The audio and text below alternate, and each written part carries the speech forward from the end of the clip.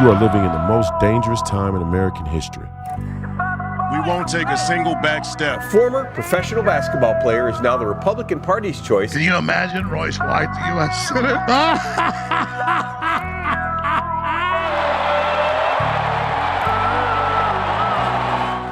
White won the endorsement on May 18th with 67% of the vote. There's nothing that guarantees we win, but I guarantee you if we lose, we will die.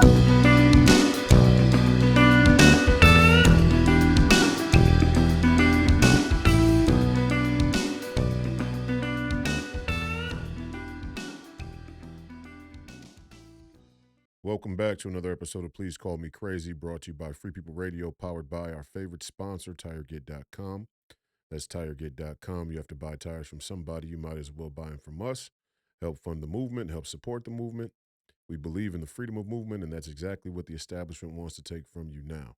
I'm your host, Royce White, here in the belly of the beast, Minneapolis, Minnesota. This is episode 304. Today is January 19th. Year of our Lord 2026. And of course, Martin Luther King Day. We celebrate today. Couldn't come at a more opportune time for the establishment. And Martin Luther King has still does have, in my opinion, an incredible legacy. Very profound thinker, very philosophical in his message and his delivery, greatly influenced by Christianity, greatly influenced by the church, greatly influenced by Southern Baptist culture, greatly influenced by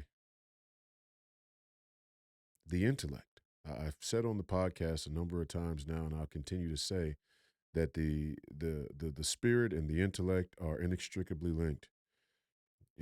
One develops alongside of the other, or has the potential to develop alongside of the other. And the Bible, in my opinion, as a Christian, the Bible is a guide to help develop the intellect so that one can develop the spirit. You can't do one without the other. If you're a Catholic out there, Deus Vult, a lot of Catholics would come to the same conclusion theologically, especially if you read the writings and teachings of a man like St. Thomas Aquinas. So, Martin Luther King, rest in peace to Martin Luther King. God bless what Martin Luther King tried to do, what Martin Luther King tried to say, what Martin Luther King was willing to sacrifice for a better country. And people can say what they want about Dr. Martin Luther King. They can say, oh, well, he had, communist backers, or he was same thing they say about Malcolm X. And there's plenty of room to have those conversations. What I try to tell people is that when I look back at history, and I think I'm as fair and even-handed a critic of a lot of issues that you'll find. But especially history, and when I look back at history, some of the early black civil rights leaders were co-opted into a communist agenda because communist was the natural antithesis to what they viewed as a capitalistic West, post-colonial capitalistic West that did have a lot of historical racism baked into it. And so it was, and this is how you know that the fight we're in is metaphysical and it's really being fought in the spiritual realm just as much here in the physical realm, because I don't care how smart some of these people are.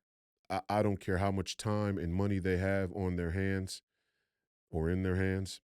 I don't care how much intergenerational runway they've had to put these agendas in motion. Some of this stuff you can't do without supernatural help. And I think, co-opting the black civil rights movement into what now stands as a clearly, openly and blatantly anti-American, anti-Christian, anti-human communist agenda had to be supernatural for the most part. Now, did people along the way act as pawns, for sure. And that's the way that the devil works. I mean, even if we go beyond that, and let's start here. Set Martin Luther King Jr. to the side for today.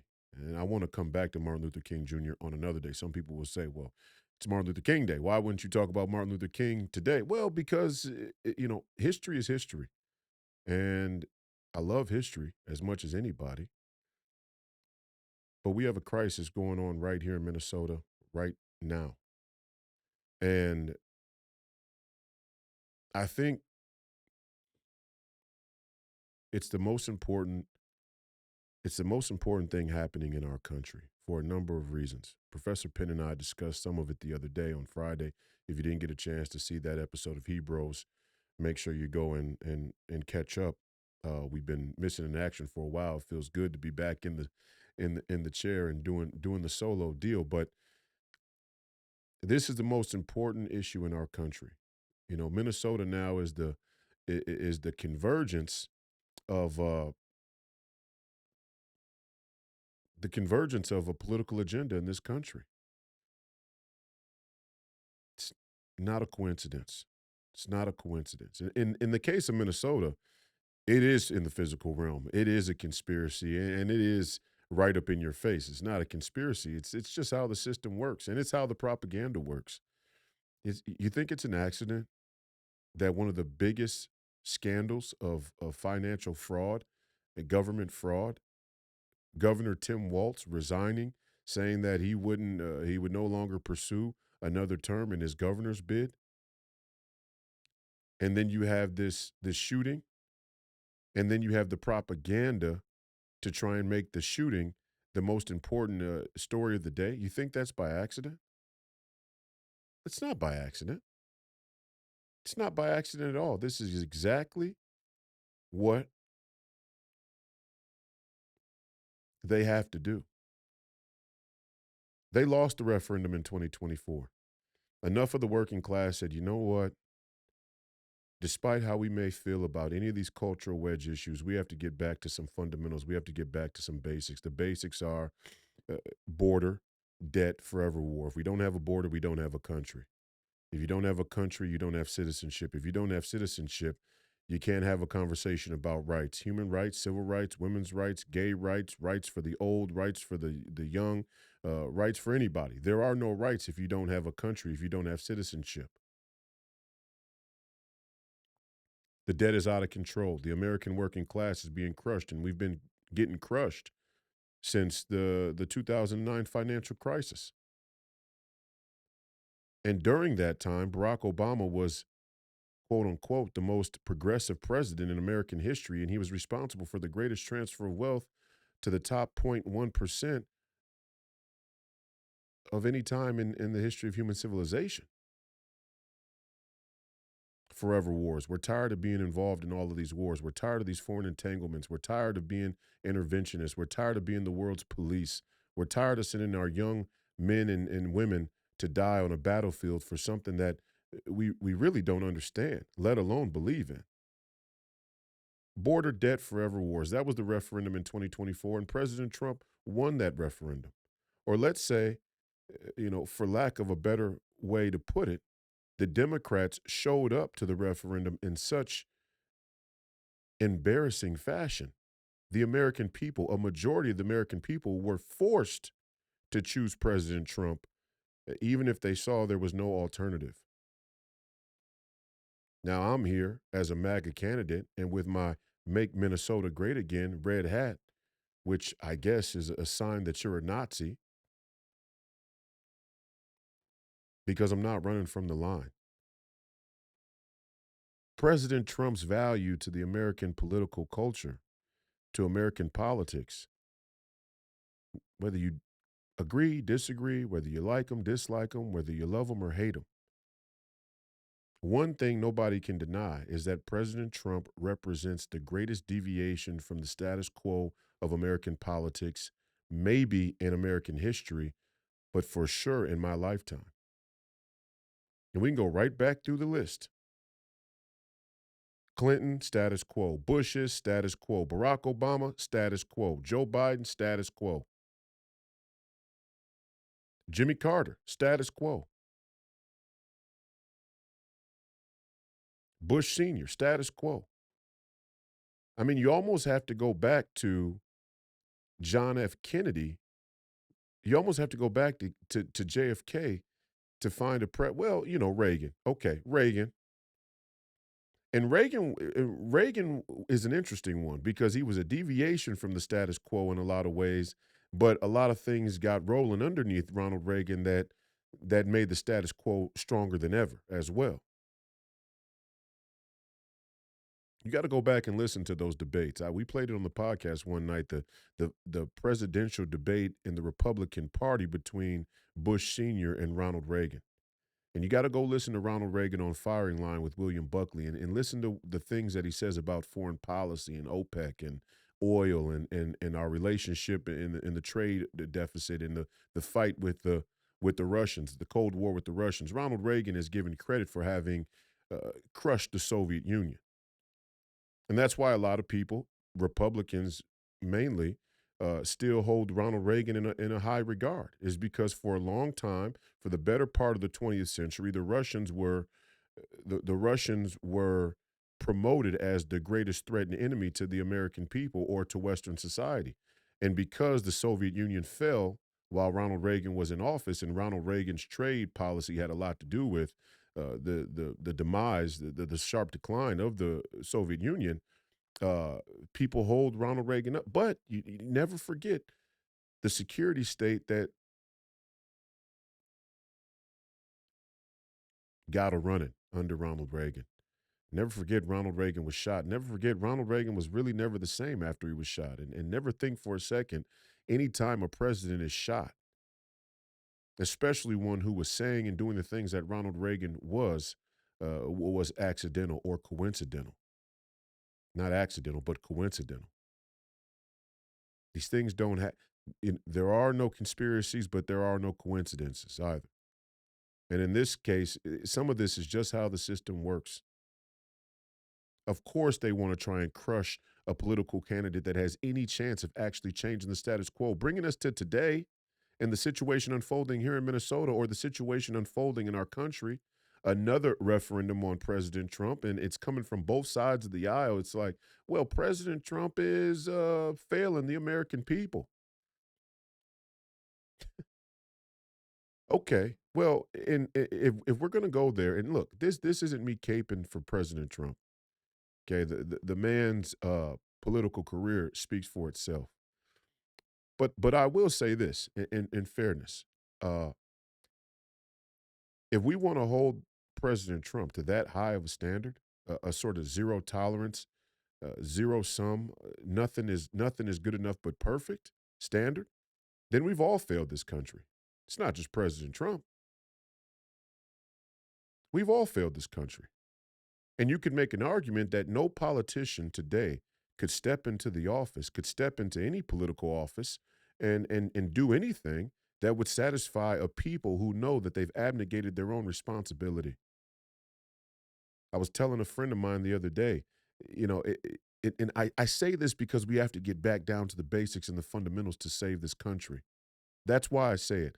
There has to be a premium placed on citizenship, the duty and responsibility of citizenship, and the value of citizenship. But that comes from the people. We the people. You're right. Power to the people, no doubt. What type of power? Is it a power based on responsibility and competence and intelligence and critical thought? Or is it a power based on mob rule? Power to the people. We the people. Is it a power based on sacred honor, national honor, morality, integrity, intelligence, critical thought, and reason? Or is it a power based on mob rule, grievances, anger, hatred, violence? Now, these are the questions we have to answer now as a society. And I know, to see, and this is the twisted part of the American political culture. A lot of us think, and let's say we intuit, that anarchy would be much easier. I mean, that's kind of our thought process, and you can hear it when you listen to certain political commentators talk, primarily from the left. There is this emerging narrative that the entire system needs to burn, right? It started with the entire system is guilty, and now there's even more of an energy that the entire system needs to be burnt down. Well, one, I don't think a lot of you are ready for that type of world. In fact, I know you're not. I mean, you can't say both things at the same time. You can't say my entire world comes crashing down when somebody doesn't use my preferred pronouns, but I want to live in a sort of post-civilized anarchy society. These are the type of contradictions that herald a society is in such intellectual decline, it will soon cease to exist. And we're like children. Intellectually, we have a stunted growth intellectually in this country. Our people have been intentionally miseducated, undereducated, misled, exploited psychologically. It was intentional. That was a conspiracy. The the decay of intelligence, critical thought, reason, the intellectual decay of the American people was a conspiracy that has worked beyond the people who perpetrated its wildest dreams. How can the most wealthy nation in the history of the world, with the best technology and the best industrial, the best industrial sector, have a people who only read at a 7th and 8th grade level?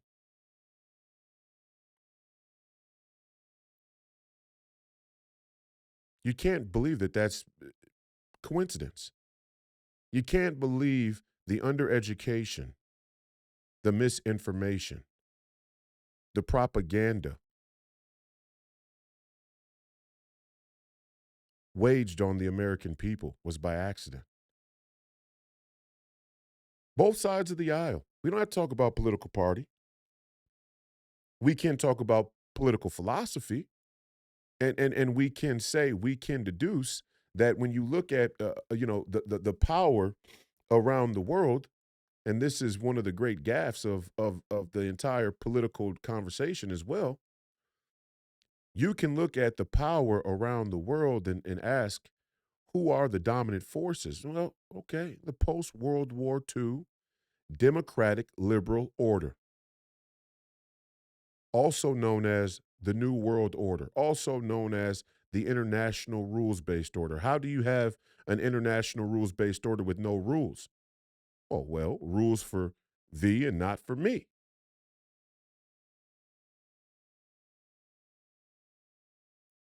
Logical inconsistencies, logical incoherence, logical contradictions, logical fallacy. How can you have an international rules-based order with no rules, with no rule of law? Is crossing the border illegally illegal or not? Is crossing the border illegally breaking a law or not? If you say it's not, there's no longer an international rules-based order, because you can't have an international rules-based order that doesn't apply to individual nations that participate in it. But you can't even talk like that. And our elected officials, they don't talk like that. Our political commentators on MSNBC and CNN and ABC Nightly News, they don't talk like that. For some reason, the loudest voices on social media don't talk like that. The reels that we get, 15-second sound bites, they never sound like that.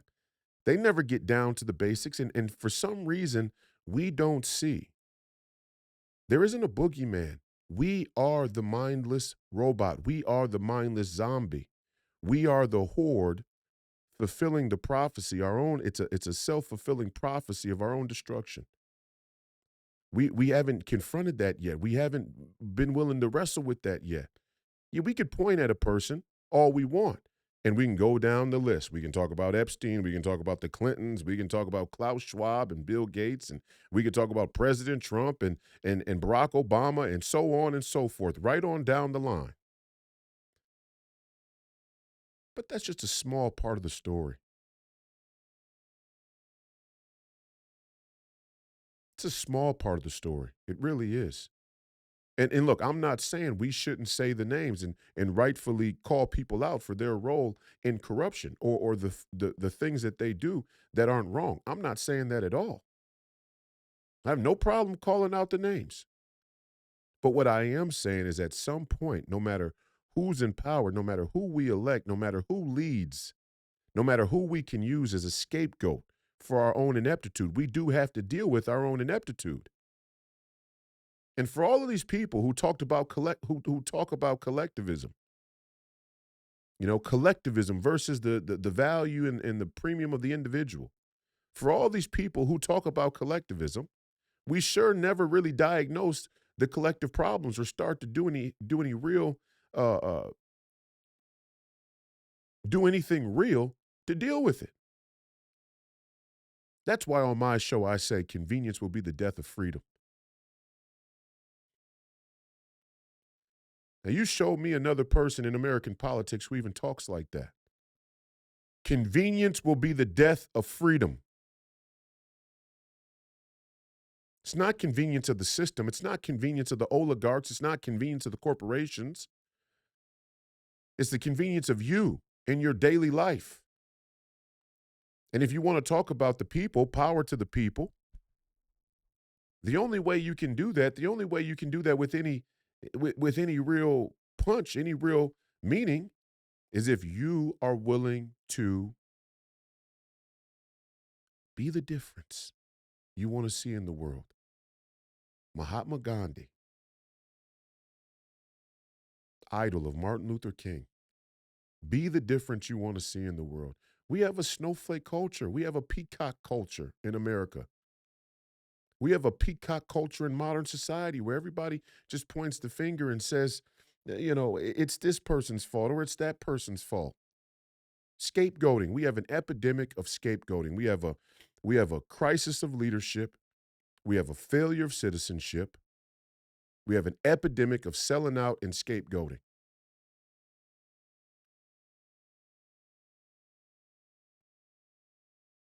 I'm worried about the last two. I'm most worried about the last two. I know we have a crisis of leadership. I know we have a failure of citizenship. But the question is why? We have an epidemic of selling out and we have an epidemic of scapegoating. Those are the cultural signals. Those are the explanations of how we got here. It's not any one person's fault. Making it one person's fault is a way to justify and perpetuate the status quo of corruption when it really boils down to it. And they love President Trump. They hate him, but they love him. It's a love-hate relationship because despite their fundamental disagreement with his political philosophy, they love that they can continue to go back and use him as a scapegoat. He is the well that never runs dry. He's the gift that keeps on giving in terms of a permanent scapegoat for the very people who want to fuck you over. And I'm talking to you all out there in the audience. I don't care your political party. These people want to fuck you over. They are fucking you over. They've been fucking you over. They've been screwing you. You know it. I know it. We all know it. You're getting screwed. And it's like the old saying, in a more local sense. It's like, here was a murder of a person who was high profile. Because it's such a high profile crime, because it's such a high profile situation, somebody's gotta take the fall, right? I mean, we've seen that happen before in in movies and in television shows. We've heard that saying. Somebody's got to take the fall here. Somebody's got to be prosecuted. Somebody's got to be arrested. There's like a semblance of need for you know something to occur, even if it's not right, even if it's not just, even if it doesn't actually solve the issue. We call that a false catharsis. It is a false catharsis. We are a culture and a society that is obsessed, almost obsessed, manic with our need for false catharsis. We know something's wrong, but in the absence of a real solution, we'll take whatever we can get. We're bloodthirsty. We're like hounds. We're hungry. We're hungry. And sure, we'd love a nice, juicy steak. But in the absence, we'll eat the hooves off of a pig. That's the American people. We're starving. We're starving. We're famished from being fucked over so much. We would love a nice, juicy steak, but in the absence of a nice, juicy steak, we will eat the hooves off of a pig. That's our political culture. And that's what these people who run our society keep throwing you. They keep throwing you scraps and watching you, feed in the mud like pigs. And you could throw a pig, the hoof of another pig, and a pig will chew right through it. We are becoming the zombie horde. And we know it. The sad part is we're aware of it. If you ask the average American citizen out there on the street, they'll tell you that they understand they're being captured by the algorithms. They'll tell you that they are watching all around them the sharp decline of logic and critical thought and general intelligence, of attention span. They'll tell you, they can articulate it, which means they see their own demise. And what a tragic thing. That's a Greek tragedy. The greatest Greek tragedy of modern society is that the American people were commissioned with the duty to preserve freedom, not only for ourselves, but as a beacon for everybody around the world. And we are watching our own demise. And what makes it worse, we're aware of it. We're aware of it, and we're too, we are too addicted to vice. We are too addicted to convenience to stop ourselves. That's why we're hurling towards artificial intelligence. That's why we're hurling towards AI. We even want that to become a scapegoat in some sick, twisted way. We want it to work and make our lives so convenient, we never have to worry about the tough responsibility of morals and ethics ever again. Or we want to become the sadomasochistic end result of artificial intelligence that gets out of control so we can say it wasn't our fault. We were trying. We tried to do everything we could. The reason why we did this entire artificial intelligence thing is because we just couldn't get it right as human beings. We just couldn't do it. We just couldn't get it right. That's why we went to artificial intelligence. And when the AI gets out of control and millions of people die,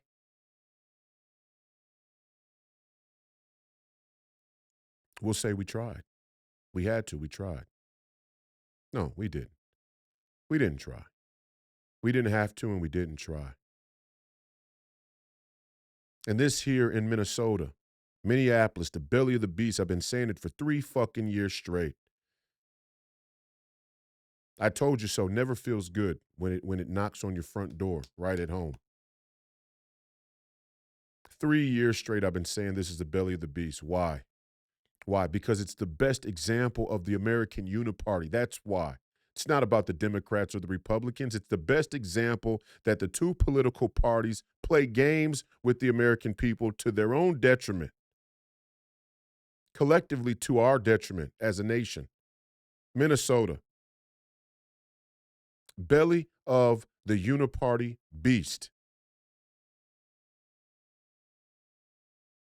This type of fraud doesn't happen by coincidence.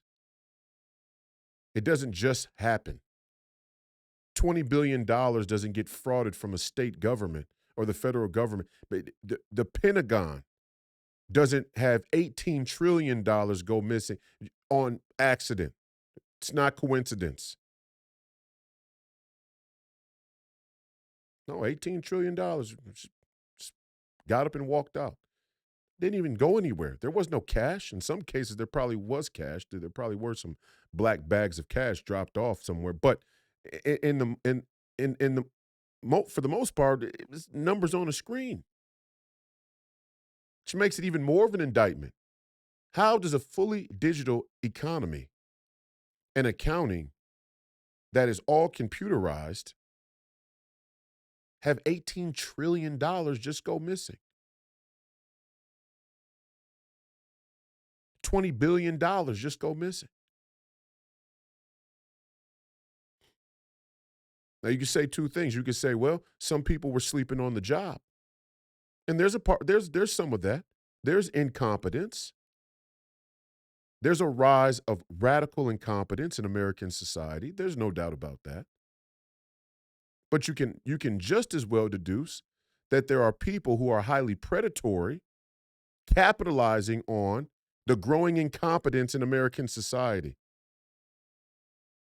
The two things walk hand in hand, which is why it's so fucking important that our education system be overhauled. Not taking kids out to protest basic laws like illegal immigration, crossing a border illegally, entering a country illegally, not protesting ICE. If there's a protest students should be participating in, it's the bastardization of their own education. If there is a protest that American students should be participating in, it's the bastardization of their own education and their own intellect.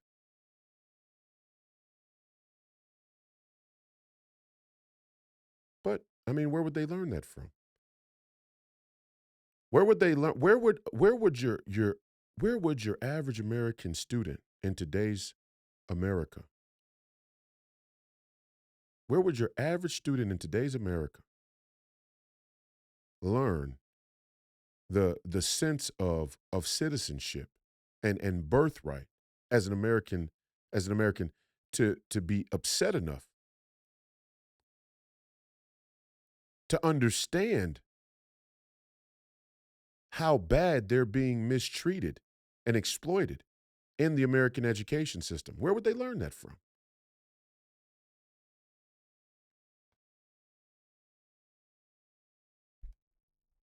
They're not learning it from their teachers.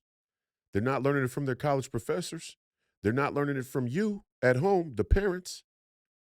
You don't even go to the fucking school board meetings. You don't even go to the school board meetings. Let's just be real. You don't even care what they're teaching the kids at the school for the most part. As long as your kid's coming home with a passing grade and they're going to get, pushed through the system on to college so they can get a good job or have a good chance at getting a better job so they can have a good career or, a decent income and make a decent living. You don't care what they're taught. You don't care about the philosophy. Money rules the world. Even our education system has become a product of a money rules all mentality, a money rules all concession. We talk about virtue. We talk about morals and ethics. We talk about human decency and human dignity.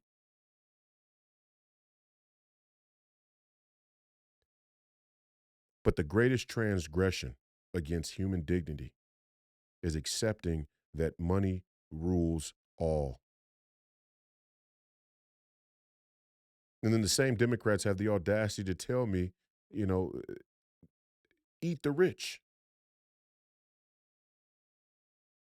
But when you get down to the bottom of the political propaganda, when you reach all the way down there and feel for the bottom of the barrel, all these you start to feel all these strange things down there in the bottom of the barrel. All these things that don't make sense. Up is down and down is up and left is right and vice versa. When you start to feel around down at the bottom of the barrel, you start to lose your orientation of reality when you reach down there in the bottom of the barrel. Because you expect to hit the bottom, but there's never a bottom. The molecular makeup of the bottom of the barrel changes in real time when you talk to Democrats about their political philosophy. You get down to the bottom of the barrel and you say, are we power to the people, working for the people, fighting for the working man, the working class, or the poor, or the homeless, or the undocumented immigrants because they've been taken advantage of by a corporate elite, by the rich, which is why we need to redistribute the wealth because there's so much greed, but it's not going to stop them from taking the money from those same corporate elites. It's not going to stop your Hollywood celebrities from buying another $50 million mansion that they don't need. They're not going to bring the homeless to come live with them. Show me a picture or a photo of Sean Penn going down there in Los Angeles and rounding up several homeless people to come live in his oversized mansion.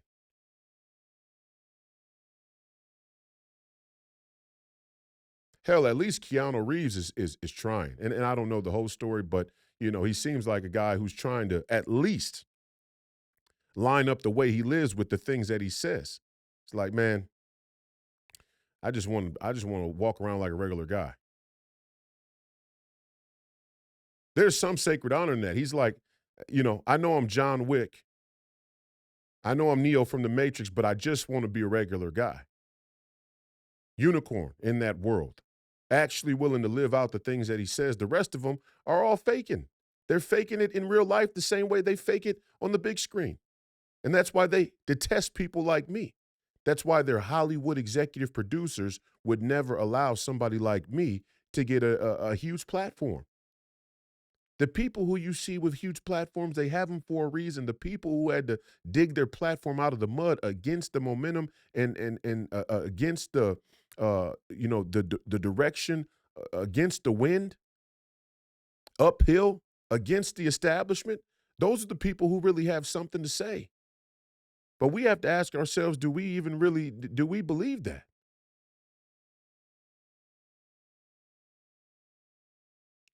We have to ask ourselves, do we believe that?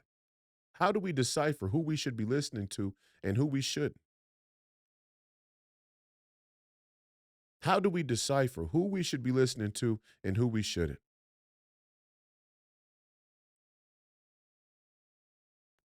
Does logic count for anything? Illegal immigration. You can't come into our country illegally.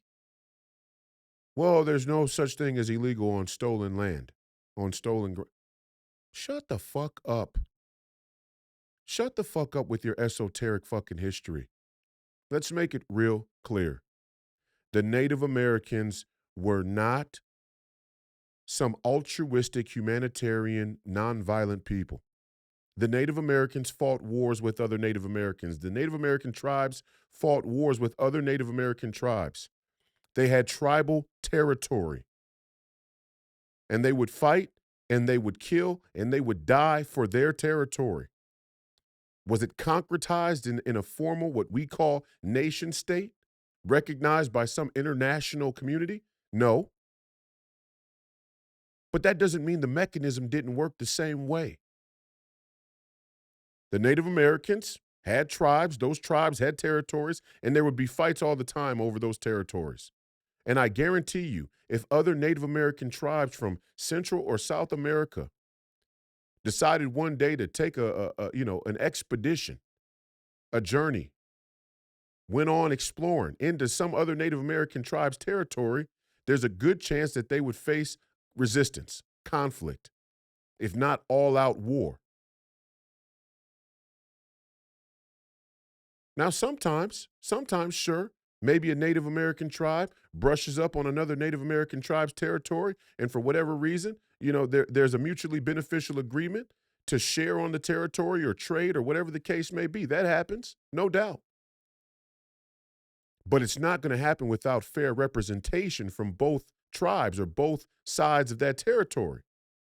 And for us to let people just walk into this country with no mechanism to control it is not a mutually beneficial relationship. Even on that basis, with undocumented in migrants or illegal immigrants, it's not a mutually beneficial relationship if people can just walk into this country with no way for the American people, and that's what it is when we say the government is our representation. There's no way that we can let people walk into this country and live here without any representation in the deal, in the exchange. The border and border security is the American people's representation in the exchange.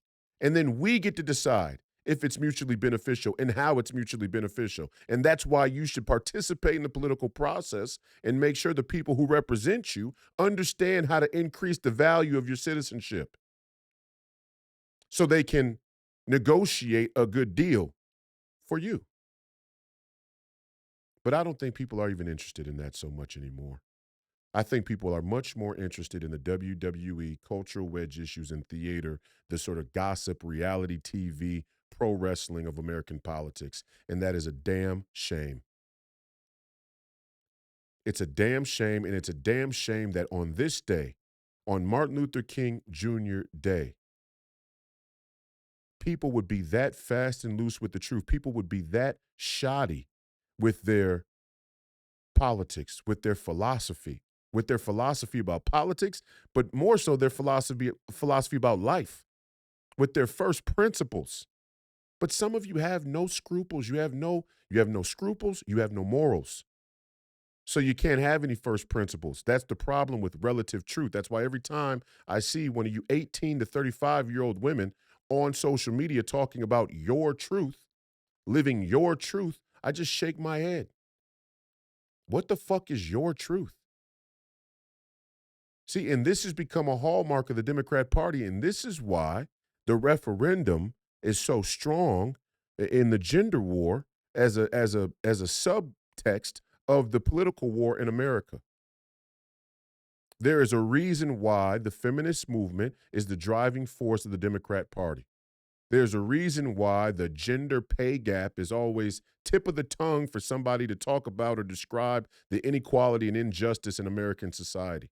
There is a reason why women are being used as a weapon to forward a political agenda that has no basis in reality or logic.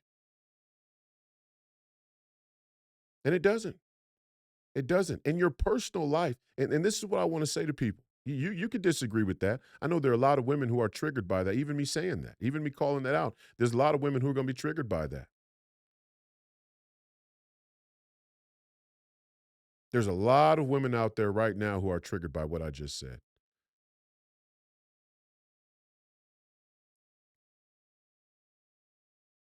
And that tells you most of what you need to know. That tells you most of what you need to know. How can a culture or a society that doesn't want any responsibility in their own personal life for the things that they do personally expect a government to be responsible when the government is a reflection and representation of you? And it's not just you as an individual. Here is where the collective actually bears a lot of weight. Collectively, culturally, as a society, American culture is that individually we want less and less responsibility for our own actions. Apropos to the idea that somebody is so downtrodden wherever they live outside of our borders that there should be no consequences for them entering our country illegally. But a lot of you think there should be no consequences for the bullshit you pull in your own life.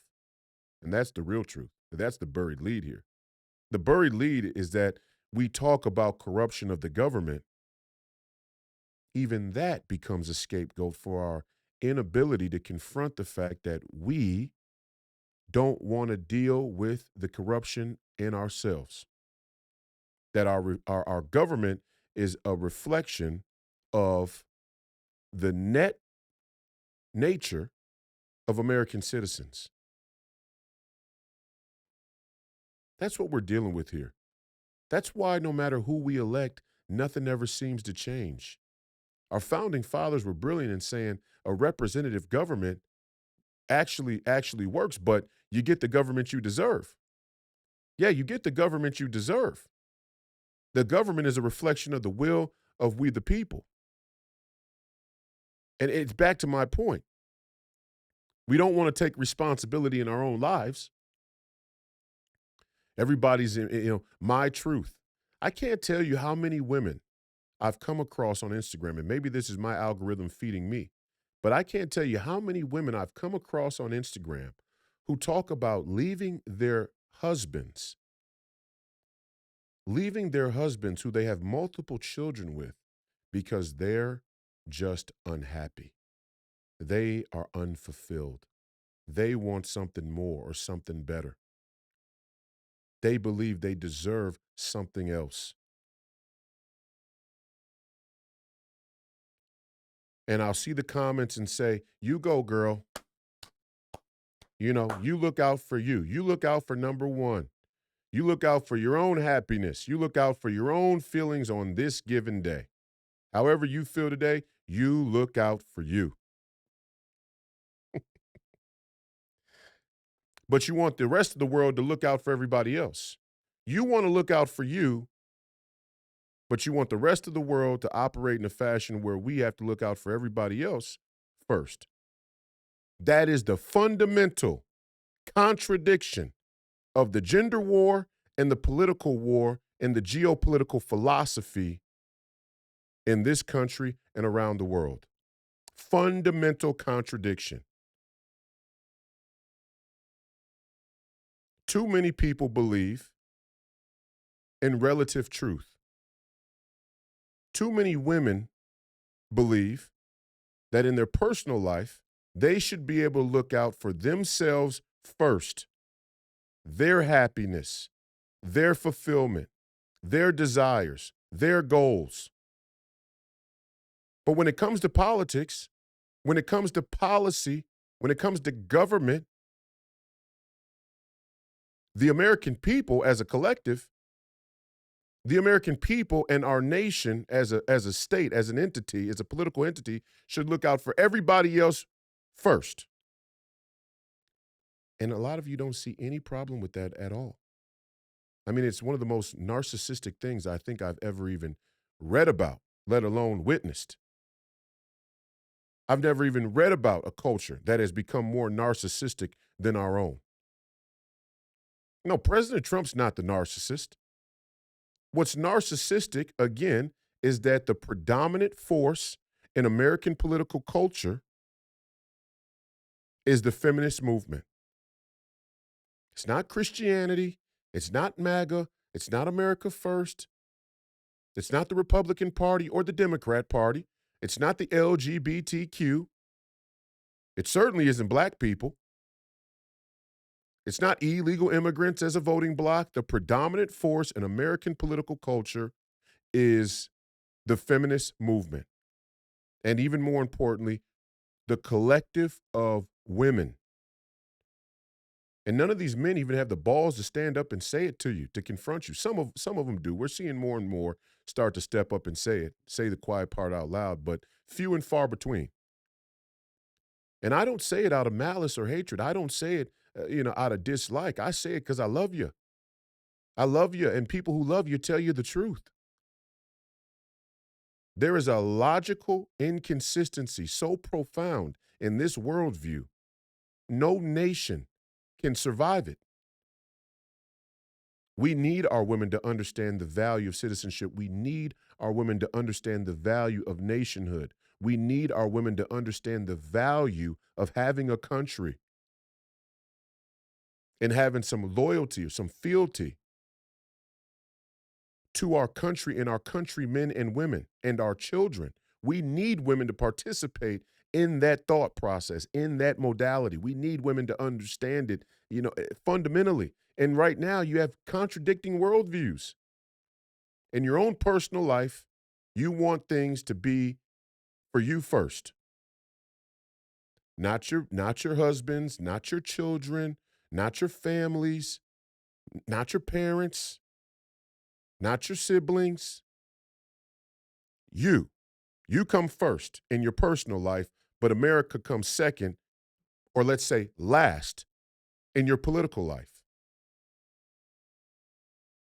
See, and there's a corollary there because, for a lot of you, your husband, God forbid, you don't even care. He has to go and work, break his back, sweat by the toil of his brow until his spirit is crushed, crushed into nothing, because that's the endemic curse. Sweat by the toil of your brow. Ashes to ashes, dust to dust. He has to go do that, and you don't even, well, do we have to pay taxes for illegal immigrants too? Can we get some value for our citizenship at least? If we're going to be a country, do we have to give $20 billion to daycares that are frauding the Minnesotan people?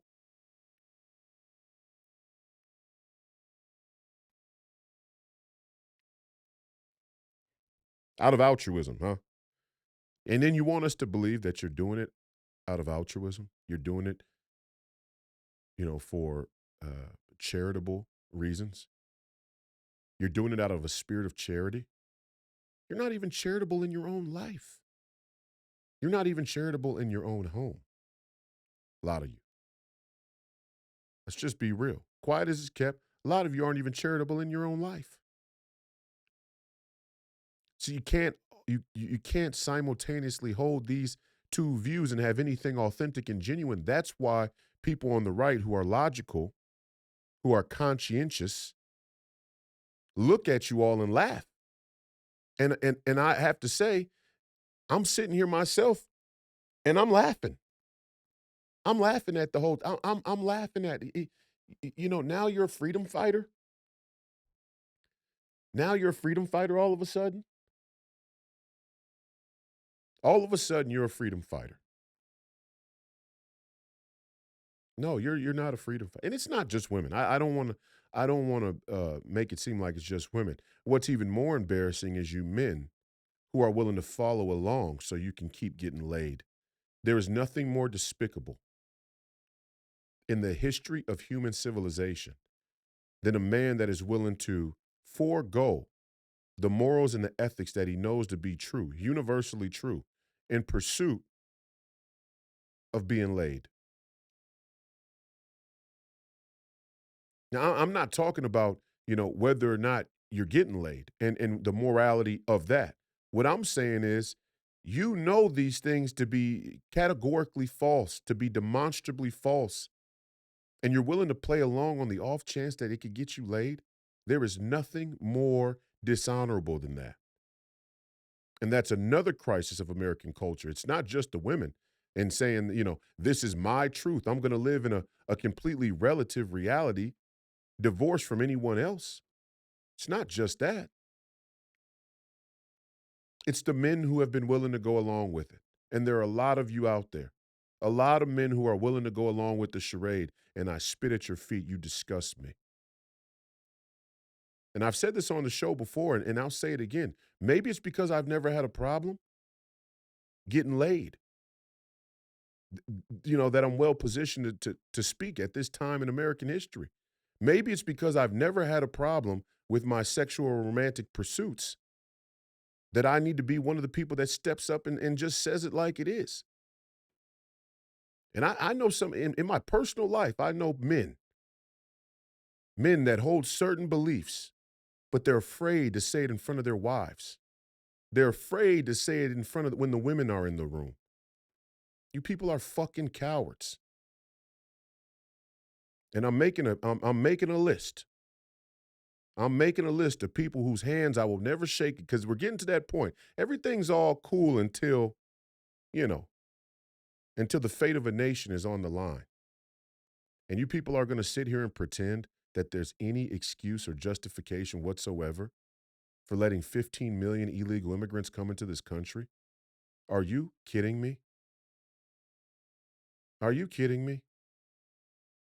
You're ready to lay your life down and fight a civil war with your fellow countrymen and women over illegal immigrants?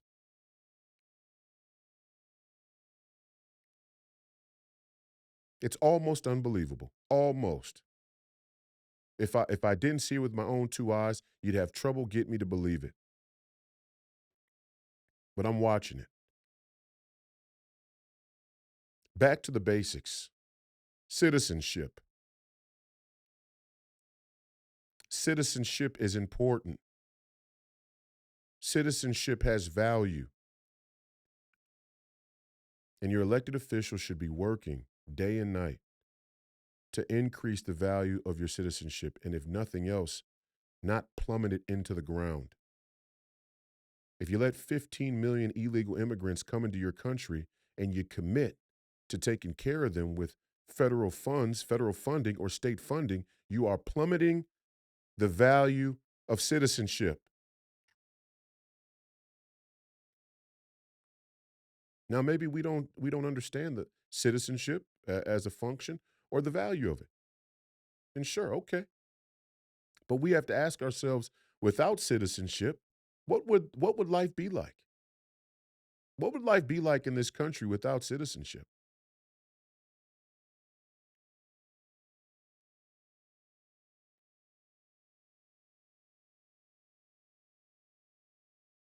You wouldn't have rights. You wouldn't have a government with a duty, with legal jurisprudence to uphold your rights. You would have rights on paper. You may have rights ideologically. You would certainly have God given rights. You would have rights that we would consider to be inalienable, but nobody would be able to protect you and protect those rights by the law of the land. You can't give one up without the other. You can't give up your immigration laws, your border laws, your laws about coming in or out of the country illegally, and still hope to maintain your civil rights. And in some strange world, we've convinced ourselves that not allowing illegal immigration is a violation of civil rights. I mean, the world is completely upside down. And it's not by accident. Again, this is what happens in the decay of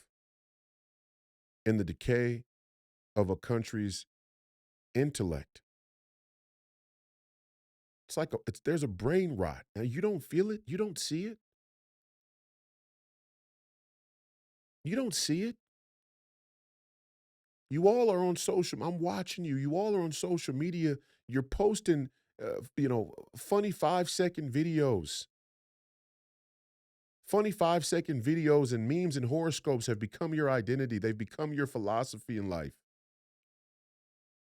Even the quotes about God are completely out of context. You post funny videos. You post videos about fashion and clothes and celebrities and gossip. You post memes and horoscopes with shoddy philosophy. And then your posts about God are completely out of context and divorced from how you live your everyday life. The world is becoming fake. Don't you see it? The world is becoming fake, and you're the star in your own movie. The world's becoming fake because you're becoming fake. Don't you see it? I'm not fake. It's one thing I'm not. I've never had a problem with my sexual pursuits, so I can tell women with clarity, with conviction. The way that the culture of women is going in this country is completely out of control. And the men that follow them, the men that are following along with this out of control feminist led political movement are shameful, despicable. And I don't even think some of you women see it as predatory.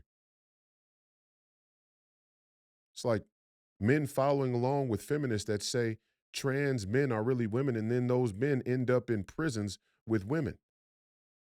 And you don't see a connection there. You don't see a sort of malevolence in that. No, the malevolence is the husband that tells you, hey, maybe you shouldn't be popping your ass on the internet. He's the bad guy. The husband that says, maybe you shouldn't, the husband now. Now, if you're a single woman, that's different. And you could still have a conversation about whether it's appropriate or ideal for you to carry yourself that way. I'm not going to make those judgments because there's some of us men that love a girl who loves to have fun. That's another part of it. But we're not even down to that level. I don't even want to go to that level. I don't want to talk about the separation between what men want long term for families and marriage and what men are willing to, participate in for short term fun and gratification. That's a serious conversation to have as well. But we don't even need to go there.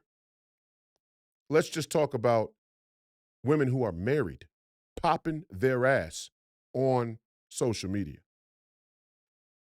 Women with children popping their ass on social media. Married women with children popping their ass on social media. Excuse me? And again, I'm not even judging that you're doing it. That's the thing. Understand what I'm saying. I'm not judging that you're that you made a choice to want to express yourself in your truth on this given day by popping your ass on social media because we all know how seductive the validation of our peers are, especially in a physical or sexual sense. So I'm not judging you for doing it. What I am judging is that you have the audacity to demonize your husband that tells you that it's not appropriate. That I am going to judge. That I do have a problem with. That I do see as a herald of cultural decay. Not only that, not only do I watch it individually with people that I know personally, I've watched it turn into the norm for society.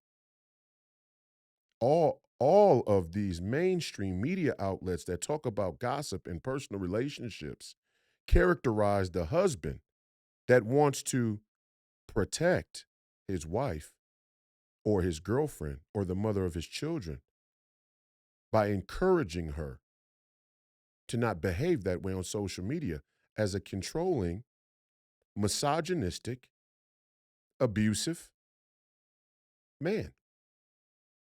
And we think that has no correlation to the greater politic.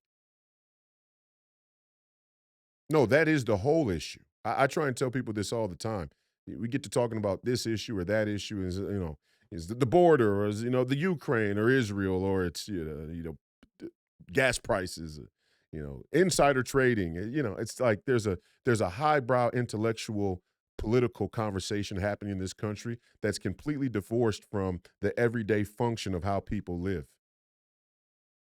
And that's another reason why we vote for one party or the other, no matter who is in charge, it seems like nothing ever gets better. It's because we haven't dealt with the fundamental issues. And we've made it so political candidates like a President Trump can't actually run on the fundamental issues and hope to be elected. That's the crisis of our culture. That's the crisis of leadership connected to the failure of citizenship. Your leaders can't even lead you because you don't want to be led. How do I know? Your husbands can't even lead you because you don't want to be led. Well, why is it on the husband to lead? Okay. I mean, if you want to reject the natural, well, here, the next time that there's a rumbling downstairs in the middle of the night, let's see if you expect your husband to go down there first and see what it is.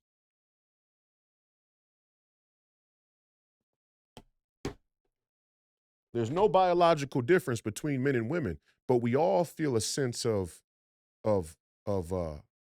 we all feel a deep sense of remorse and tragedy that Renee Good lost her life that day because the ICE agent who shot her was a man and she is seen as sort of vulnerable and indefensible, a vulnerable, defenseless woman. That's part of the subtext here in this narrative. And we all know that. We all know that. A woman was shot in the head by an ICE agent, and they're promoting it that way. They won't just come out and say it because it destroys the separation or the narrative between the genders. It destroys the foundations of the gender war and the gender argument. So they won't even do us the decency as onlookers to say part of the part of the sentiment towards what happened that day is the fact that he was a man and she's a woman. But they still suggest it subliminally. And they do, and you do. And we're not stupid. We're not dumb to that. The energy of this entire thing would have been completely different if there was a female ICE agent who had shot Renee Good. It would be completely different. The same way the energy is completely different when a black police officer is ambushed and shot in Minneapolis by a Somali immigrant.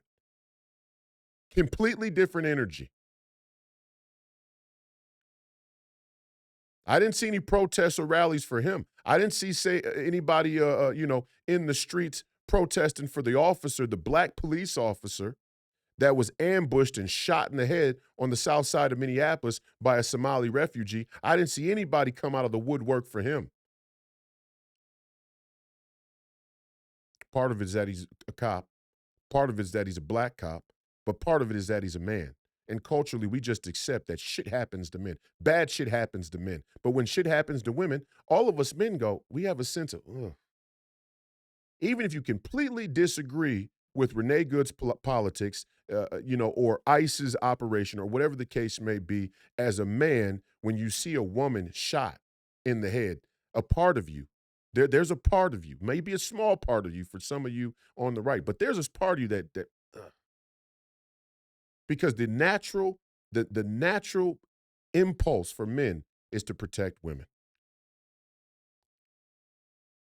And somehow women, the feminist movement and the modern woman culture in America has weaponized that biological impulse to say, we want your protection, but your protection includes you not saying anything about how to protect us. And it undergirds American politics. There is a distinct line between people who vote Democrat and people who vote Republican, people who voted for Kamala Harris and people who voted for President Trump. And is it lost on anybody that a recent poll released that surveyed how people feel about marriage in this country was drastically different between people who voted for President Trump and people who voted for Kamala Harris? Oh, let's go there. Oh, we're going to go there tonight. Gen Z males who voted for President Trump ranked having children number 1 on a list of 12 priorities. Number 1. They ranked marriage number 4 on a list of 12 priorities. Women who voted for Kamala Harris ranked having children number 11 and being married number 12 on a list of 12 issues. So when we talk about citizenship and the value of citizenship, the next thing we need to discuss, the next fundamental we have to discuss is, are families a part of the fabric of America or American culture or America's future? Are families in any way central to how we want the future of this country to unfold?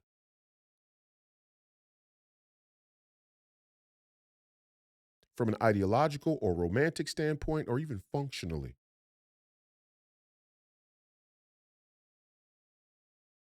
For some, the answer is obviously no. For some, not only do they reject citizenship, Not only do they reject nationhood, having a country, this country, the United States of America, as a whole, not only do they reject those things, they reject biological realities like family. Family is not a social construct. It is a biological reality of the animal kingdom and of human existence. Without it, we would cease to exist. So maybe when you get all the way down to the bottom of the barrel and you talk to these Democrats about the foundations of their political philosophy, and you feel around down there and the molecular makeup, sorry, the molecular makeup, it's hard to say fast, the molecular makeup at the bottom of the barrel starts to shift. We found our answer. Some people are more interested, are more invested in self-destruction than they are in building anything. Some people are more invested in, some people are more interested in, some people are more committed to their own demise than they are their own success.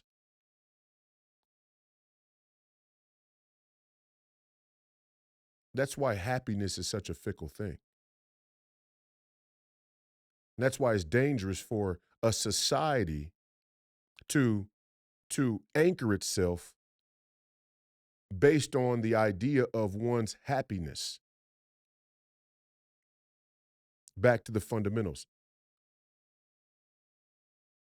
The pursuit of property, not the pursuit of happiness.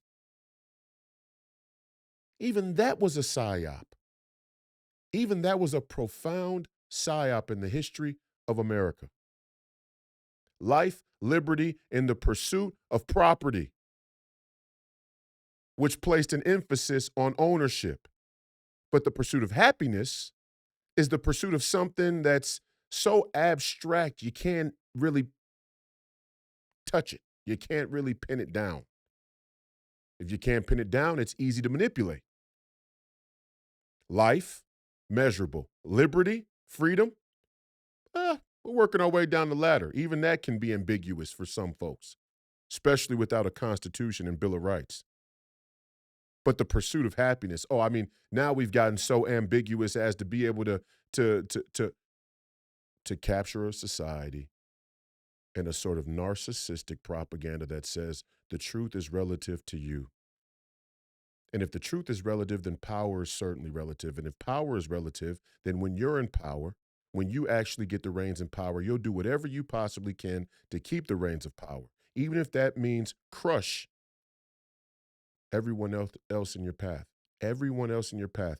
If need be, you will crush anybody who gets in your way to keep and maintain power.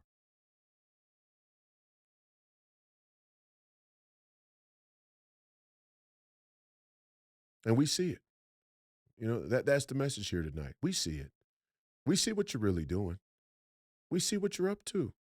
And all it's going to take is a few good men, as they always say, a few good men, to say, absolutely not. Right now, you have a bunch of radical liberal women who are leading a political movement, ripe with the opportunity to get high, have sex, and bear no responsibility for anyone else.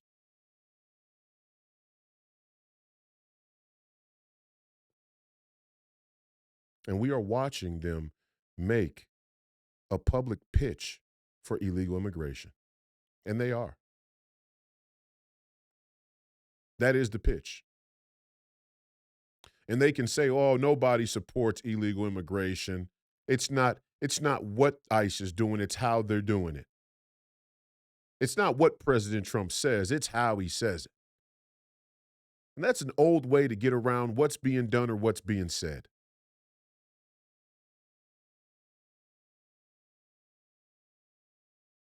I'm a 15-year-old kid, I'm smoking marijuana. And my dad tells me, Don't be fucking smoking marijuana. It's illegal for a 15-year-old. Even in a state like Minnesota where marijuana is legal, it's illegal for people under the age of 21 to be in the possession of marijuana. It's illegal, and it's bad for you, and it's dangerous because they're cutting marijuana with fentanyl and all kinds of other shit. I know 3 people personally that lost their mind due to marijuana that was laced, lost their mind. 2 of them lost their life. Lost their minds, and out of the 3, 2 of them ended up losing their lives. One of them took his own life. It's a reality. Reality. Where's the justice for that? Where's the justice in that? You're 15 years old, your dad tells you, don't be fucking smoking marijuana. And your response is, well, Dad, it's not what you're telling me, it's how you're telling me.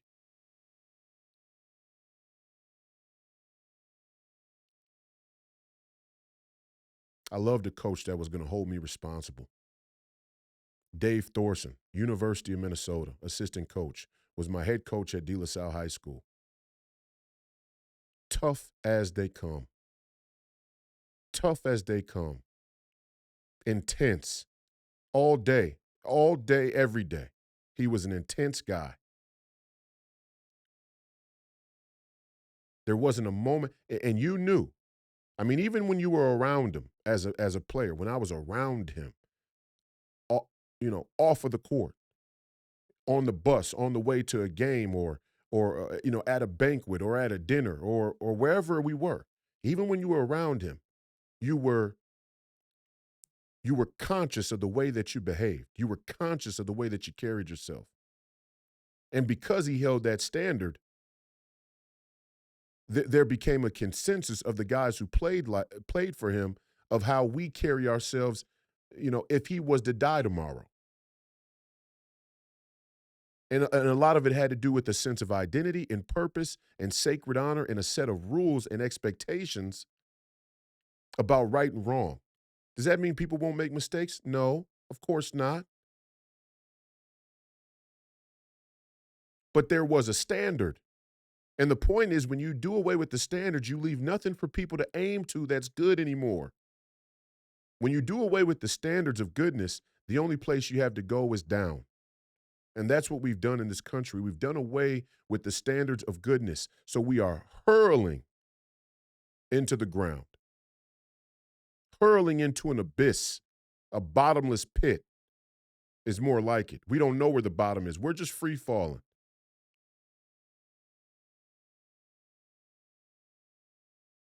But part of it begins with the fact that everybody thinks they know everything. Nobody wants to be told, and again, it's the political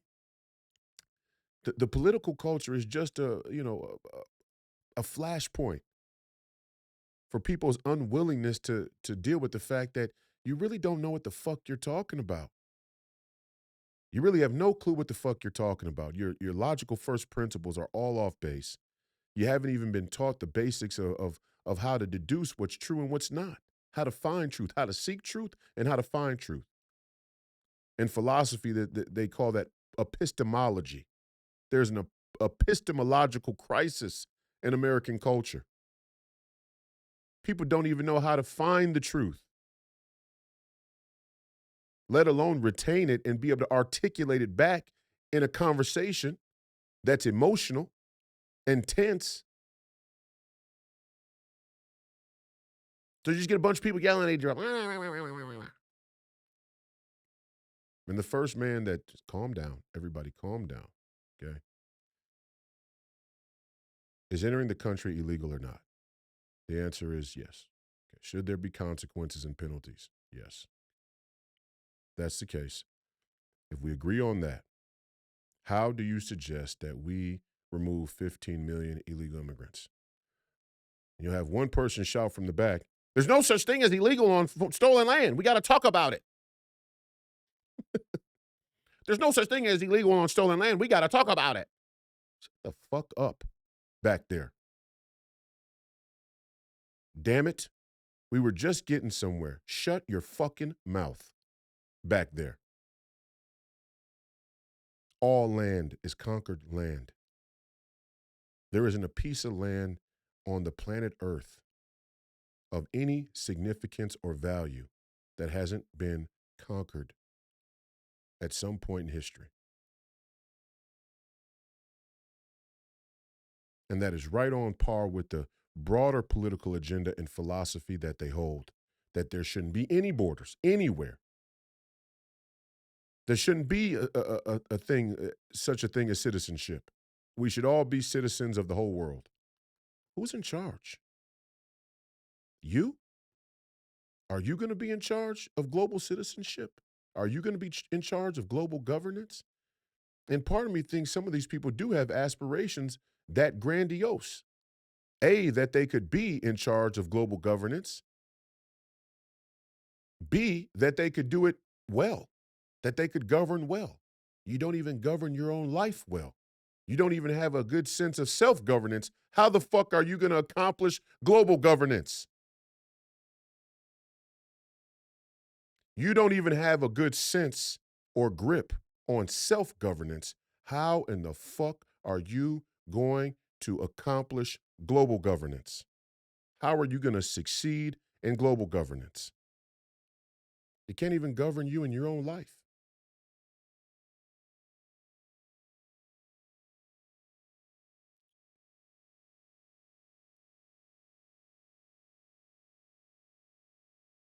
That realization, philosophically, intellectually, is why the West and America places such a high premium on the individual. We realize that governance is difficult, nearly impossible, certainly impossible to get perfect, but nearly impossible to get right to a point that satisfies the people that you govern over.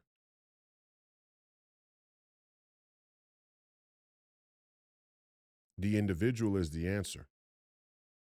We, the people, as a collective of individuals with righteousness, morals, ethics, sacred honor, national honor,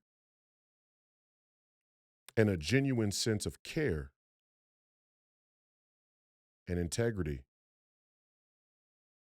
about our participation in the political process and our representatives. That's what makes a country strong. But you have to decide if you even want a country first. And those are the arguments we're having to have now. We have devolved into a political discourse where we can't even decide if we actually want to have a country and what that means. Suicidal empathy. Doesn't it bother anybody else to hear all these white liberals talk about white supremacy? You're white. I don't know if you looked in the mirror lately, but no matter how much you talk about white men or white Christian men or fascism or Nazis or Republicans or MAGA, America First, or no matter how much woke propaganda you post on your social media, you're still white.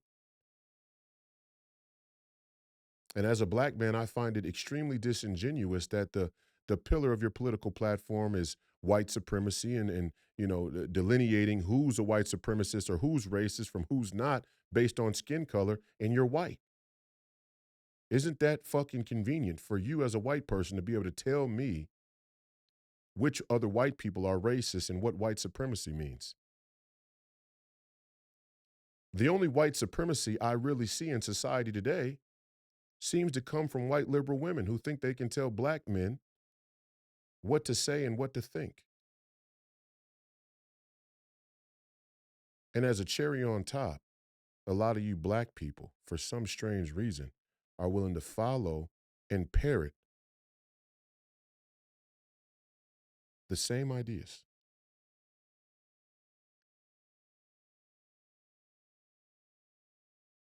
And you look weird. I'm just going to say it. And we're going to be finishing up here. But the last thing I'm going to talk about is a lot of you look weird. You look strange. And you can say what you want about me. The great thing about me is I've never given a fuck and I never had to give a fuck because no matter what you say, I'm still me. I'm still 6'8" with a 36-inch waist and a great head on my shoulders, a pair of green eyes, and a good set of balls on me. I'm going to be okay. I'm going to be okay in life. I'm going to be okay in the pursuit of my goals, and I'm certainly going to be okay in my romantic pursuits. You better believe that. And ironically enough, the same white liberal women who would find me, let's say, detestable because of my political positions would be shocked to find out just how many women are extremely interested in me because of those political views. They would be shocked to find that out, I think. So I've never had to worry about that kind of thing. I've never had to tiptoe around uh, women or the feminist movement because I was 16 years old living with my girlfriend who was, modeling for Elite and Ford, Elite and Ford, mother of my two children. And I have a personal story that I'm going to be sharing here in the near future about that situation that I started to speak about online, and then I stopped because of the legal proceedings that were taking place. But I'm going to be revisiting that real soon. Another microcosm of not only this culture war and gender war, but specifically Minnesota politics and Minnesota culture right there at home. Oh, and I will be talking about it very shortly here, but this supersedes it. What's happening in Minnesota right now supersedes it. We're on the brink of a civil war over illegal immigration. And the argument is that it's based in racism. My grandmother was a first-generation immigrant from Aguas Calientes, Mexico. My other grandmother was a first-generation immigrant from Norway. Both married to black men. Both married to foundational black American men. Came through the slave trade. Didn't immigrate here from Africa, in the 1900s or in the 2000s or recently. Came through American slavery. Families came through American slavery. Foundational black American men found two immigrant wives. And thus, you get a black man who's both Norwegian and Mexican. So I can talk about immigration with some authority, with some cultural and racial ethnic authority.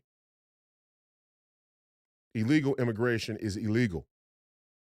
And if you don't have a country of laws, as Barack Hussein Obama once eloquently stated, then you don't have a country. We're a country of immigrants, but we are also a country of laws, stated by Barack Obama and Bill Clinton like they were, right out of an assembly line. But it's true. It's actually true. We are a nation of immigrants, but we are a nation of laws. And illegal immigration is illegal.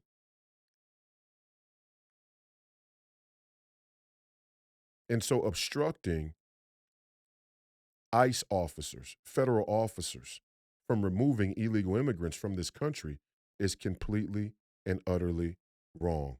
Furthermore, it's despicable. It's a part of a psychology that is self-hating, self-loathing, self-destructive. Individually, as a citizen, and as a nation. It's just wrong. And I said this last night, but I'm going to say it again here tonight because I don't think it, I could reiterate it enough. The way you can tell that and I say most of, because, I never preclude miracles. But the way that you can tell that most of the Democrat Party is dishonest and disingenuous is they talk about democracy. Oh, we have to defend democracy. We have to save democracy. We have to save and protect the democratic process. But they refuse to acknowledge that President Trump won the presidential election in 2024 in a democratic process. A majority of American citizens voted for him. And that's not the important part because people could change. But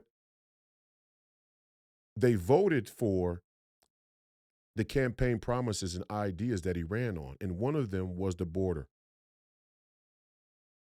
So let's stop acting like President Trump has these, unicorn views about immigration and immigration policy and border security. Let's stop acting like President Trump has these rare and unique views, dangerous, extremist, fringe views about immigration and immigration policy or border security. Because in 2024, he ran on those ideas, and immigration was one of the top issues. Now we're going to try and liberal whitewash history. And that's what we're doing. We're liberal whitewashing the history to make it seem as though President Trump being tough on the border is a surprise.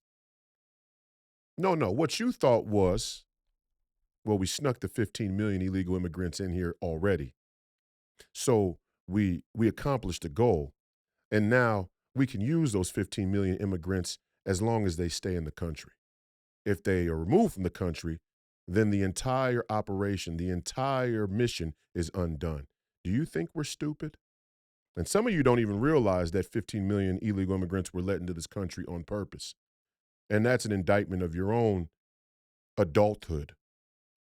That's an indictment of your own adulthood, let alone your political acumen. Some of you don't even realize that 15 million illegal immigrants were obviously let into this country on purpose. But some of you do realize that. And some of you know that the concession the Democrat Party was willing to make from a narrative standpoint was, okay, everybody agrees the border is out of control. We need to close the border. It's Kamala Harris saying, we've been to the border. We've been to the border. You haven't been to the border. We've been to the border. We're going to go to the border. No, you're not. You have no plans to close the border. Some of you know the concession that was made was we have to pivot from border security to undocumented immigrant protection. You went from open borders to undocumented immigrant protection. And that's why our mayor here in Minneapolis, Jacob Fry, is saying that our communities need to protect illegal immigrants. Protect illegal immigrants from ICE.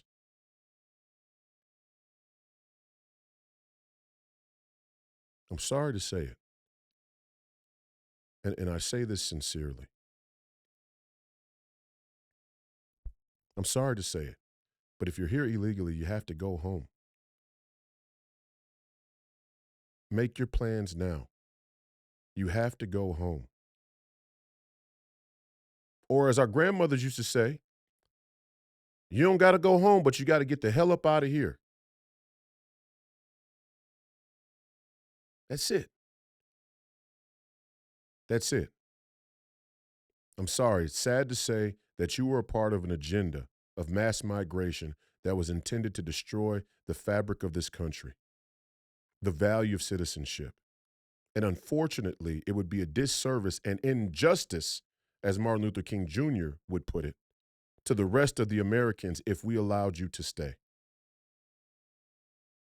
It's nothing personal. You may be a good person. You may have had, good plans to be a law-abiding citizen.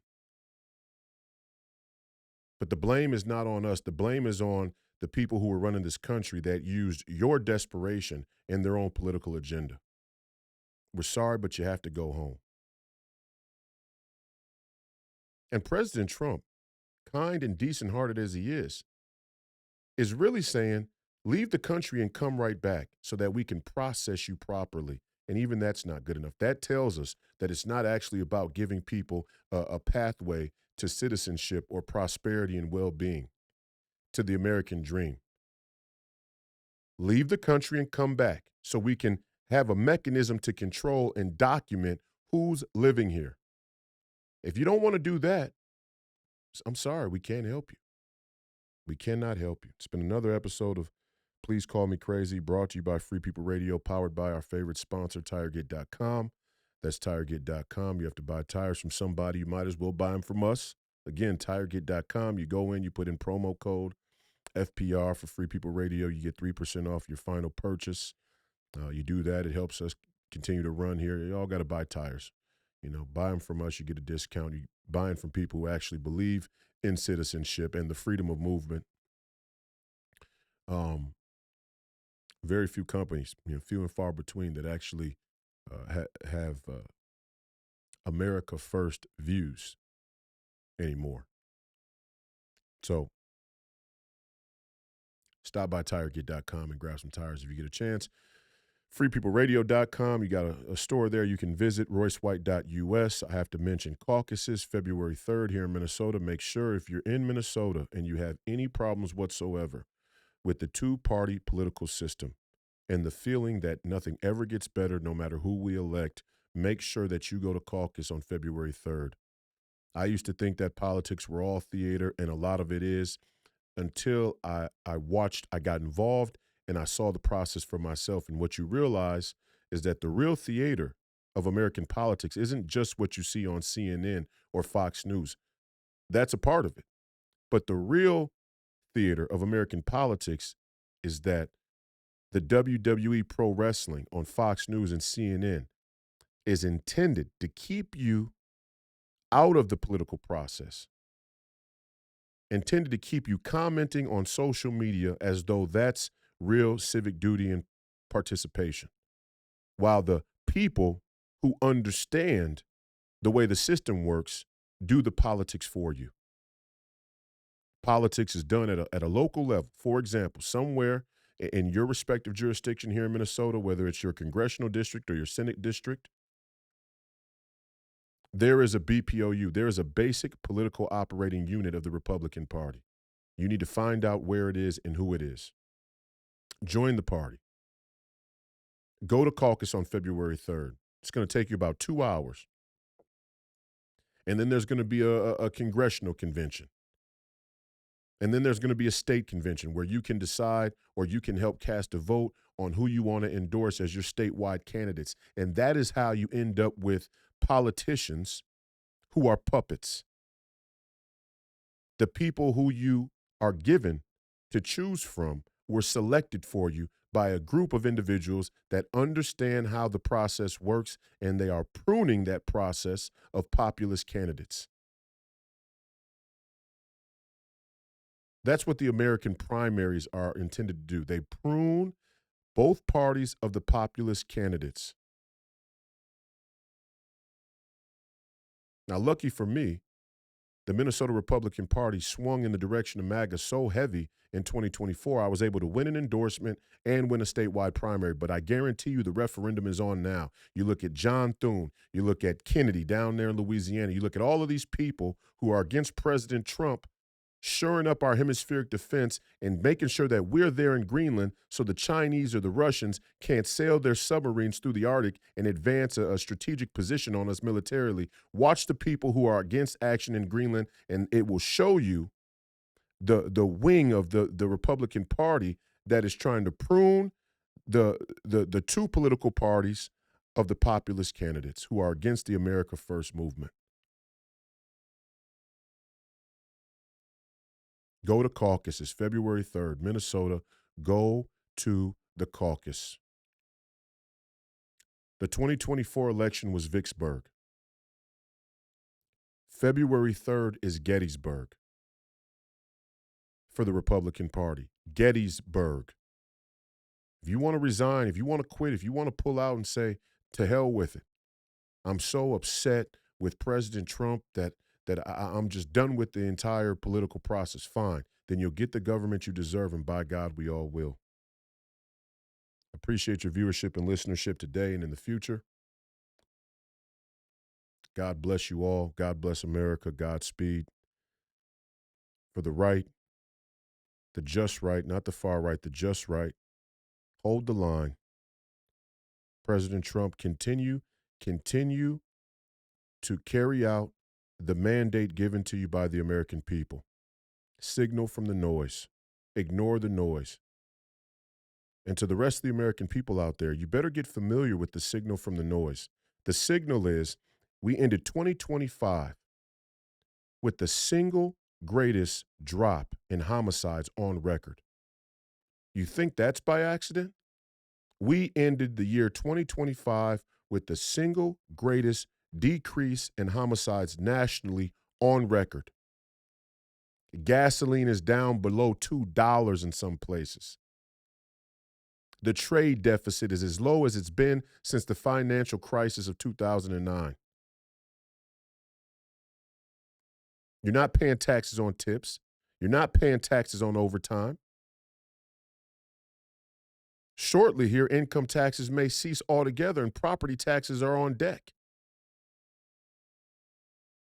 If you're going to allow the mainstream media to sell you propaganda that isn't in your own interest, excuse us if we don't go along with you. That's it for me. We'll see you next time.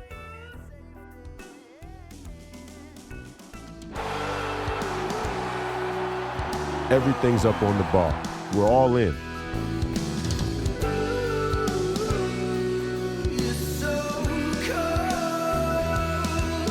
We get to decide. Do you want to live on your knees or do you want to die on your feet fighting? That's the decision you get to make now.